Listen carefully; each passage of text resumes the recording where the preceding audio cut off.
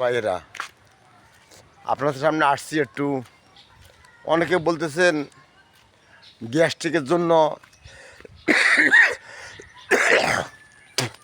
অনেক ওষুধ খাইছেন, কাজ হয় না। অনেক ডাক্তারের কাছে গেছেন, কাজ হয় না।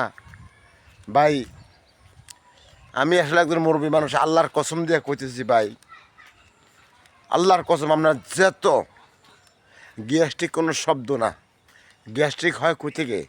তৈলাক্ত জিনিস বেশি খাইছেন, আবিজাবি বেশি খাইছেন, এই ফ্যাটের মাধ্যমে ইনফেকশনটা জমায়, এটারে কয় গ্যাস্ট্রিক।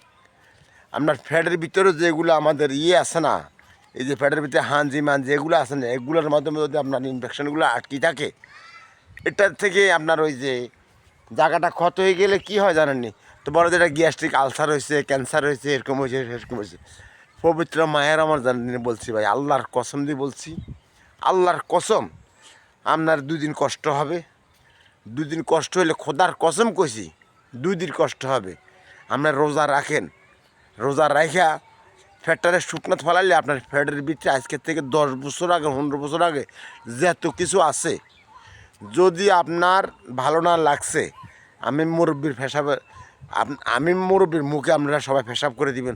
আপনার 2টা দিন ভাই, 2টা দিন রোজা থাকেন, 2টা দিন রোজা থাকি, এরপর আর থাকেন না দরকার হয়।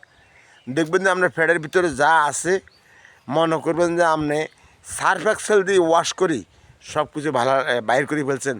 ভাই, আল্লাহর কসম দিয়ে কইছি, আমি মুরব্বী মানুষ কইছি, রোজাটি থাকেন, দেখবেন রে সব পরিষ্কার। ইনফেকশন যা আছে, কোনো ডাক্তার কবিরাজ কোনো কিছু লাগতো না, 2000, 3000, 4000 টাকা ভিজিট দেওয়া লাগতো না, সব ইনফেকশন শেষ। আল্লাহর কসম কইছি, 2 দিন চেষ্টা করেন, 2 দিন, ইয়ার পরে দরকার আপনি থাকেন না আর।